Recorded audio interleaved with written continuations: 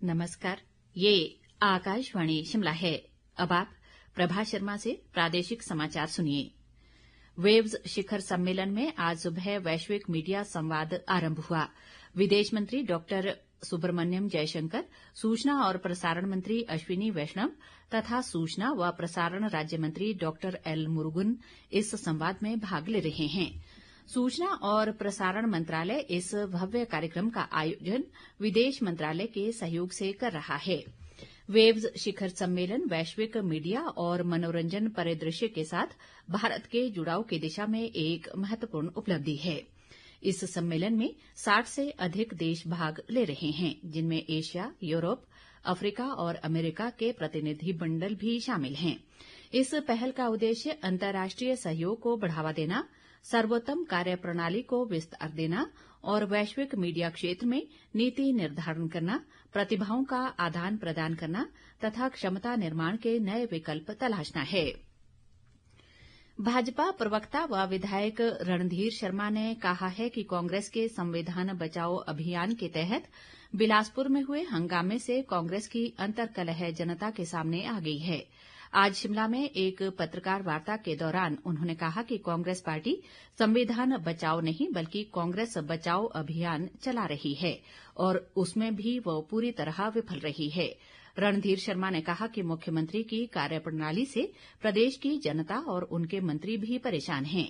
उन्होंने कहा कि बिलासपुर में हुई बैठक के दौरान प्रदेश कांग्रेस अध्यक्ष प्रतिभा सिंह ने भी यही कहा है कि न तो उनकी सुनवाई प्रदेश सरकार में है और न ही केंद्रीय आलाकमान के पास।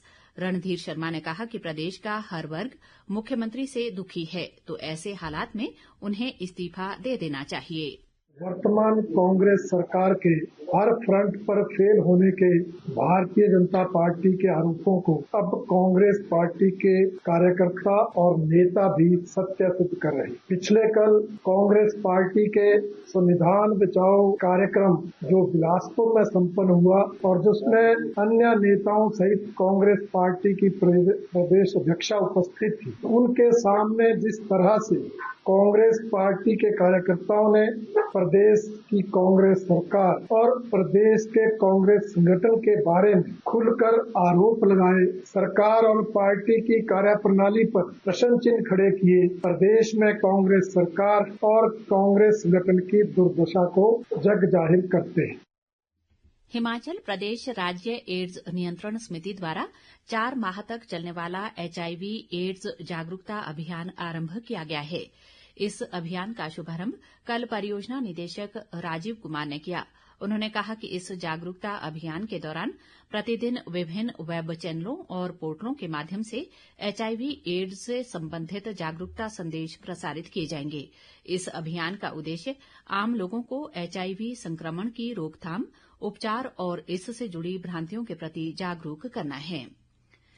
चंबा जिला में पर्यटन सीजन को ध्यान में रखते हुए जिला प्रशासन ने अपनी तैयारियां शुरू कर दी हैं।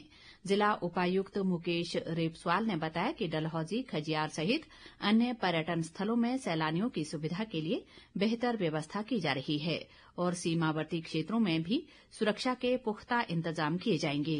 साइट्स हैं वहां पे भी जो कदम है विद रिगार्ड्स टू सैनिटेशन, साफ सफाई की व्यवस्था, टूरिस्ट जो आते हैं उनके लिए कुछ गतिविधियां वहां पे इन्वॉल्व की जाएं, वो सब जो है वो प्रबंध DTDO और जो हमारे वहां के लोकल टूरिस्ट ऑपरेटर्स हैं वो अपने स्तर पे कर रहे हैं। इसी के साथ साथ क्योंकि थोड़ी सी जम्मू एंड कश्मीर में जो इस समय पे स्थिति है वो संजीदा है विद रिगार्ड्स मिलिटेंट एक्टिविटी, तो जो हमारे बॉर्डरिंग एरियाज है वहां पे टूरिज्म को लिमिटेड तरीके से ही करंटली परमिट किया जा रहा है। एक बार स्थिति सामान्य हो जाती है तभी जो पदरी जोत और साच पास वाला इलाका है वहां पे टूरिस्ट है उन पे किसी प्रकार के प्रतिबंध नहीं रहेंगे, तब तक जो है वो एक नियम के हिसाब से ही उनको रेगुलेट किया जाएगा।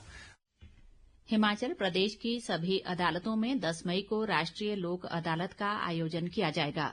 प्रदेश उच्च न्यायालय के मुख्य न्यायाधीश न्यायमूर्ति गुरमीत सिंह संधावालिया और राज्य विधिक सेवा प्राधिकरण के कार्यकारी अध्यक्ष न्यायमूर्ति तरलोक सिंह चौहान के मार्गदर्शन में आयोजित होने वाली इस लोक अदालत में निपटान के लिए विभिन्न अदालतों द्वारा अभी तक करीब 73,000 मामलों की पहचान की गई है।